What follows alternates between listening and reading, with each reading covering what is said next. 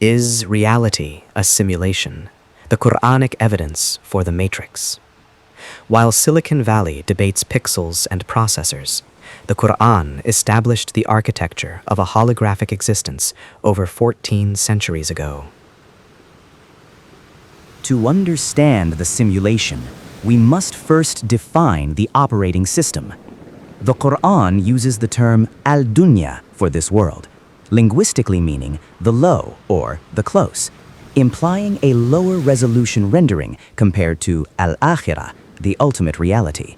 Know that the life of this world is but amusement and diversion and adornment and boasting to one another and competition in increase of wealth and children, like the example of a rain whose resulting plant growth pleases the tillers.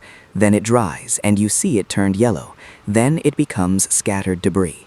And in the hereafter is severe punishment and forgiveness from Allah and approval. And what is the worldly life except the enjoyment of delusion? This verse deconstructs the simulation into 5 levels: play, amusement, adornment, boasting, and accumulation.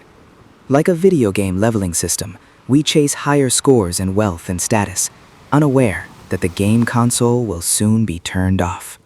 And this worldly life is not but diversion and amusement, and indeed, the home of the hereafter, that is the eternal life, if only they knew.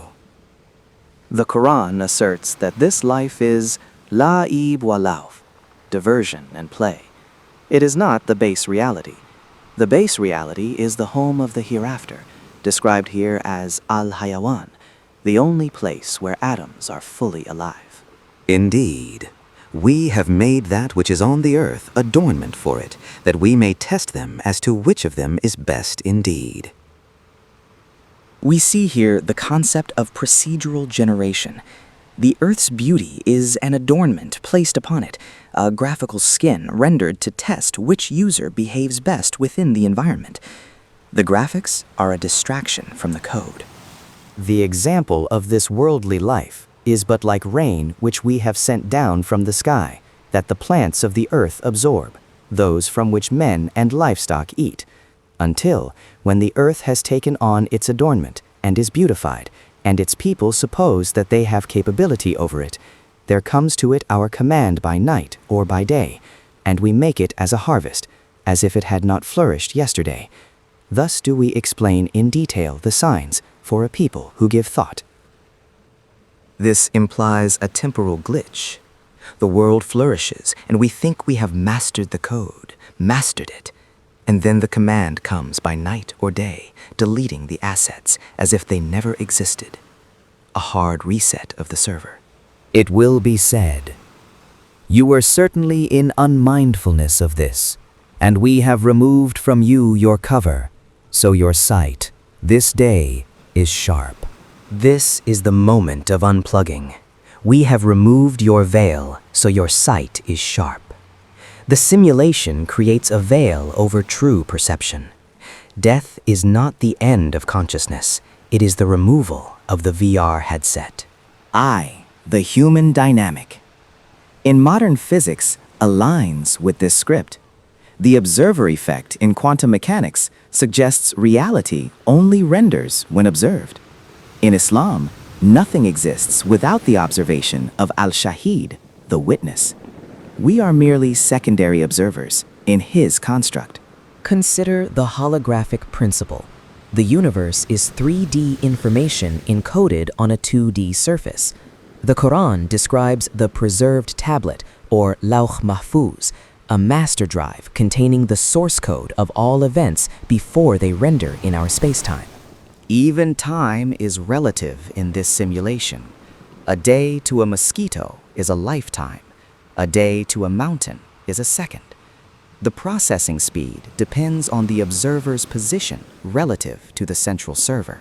The angels and the spirit will ascend to him during a day the extent of which is 50,000 years. The verse confirms extreme time dilation. The angels ascend in a day equal to 50,000 years of our reckoning. This suggests our reality runs at a much slower frame rate than the higher dimensions of the unseen. Skeptics ask, if this is a simulation, does anything matter? This is the doubt of nihilism. The answer is yes. The test is a simulation, but the results are permanent. You are in a flight simulator. The crash isn't real, but the pilot's grade is. They ask, is my free will an illusion? No. The simulation has fixed constants, gravity, DNA, birth, but the variables are your choices.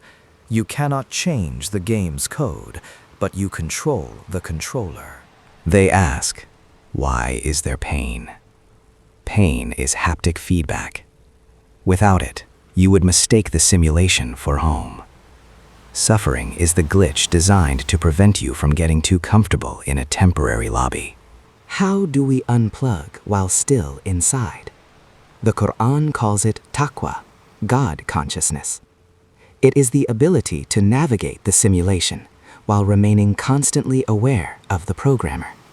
It is the red pill. The Matrix is not a prison, it is a womb.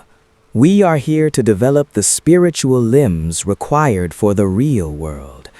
Do not fall in love with the walls of the womb. Prepare for the birth into eternity.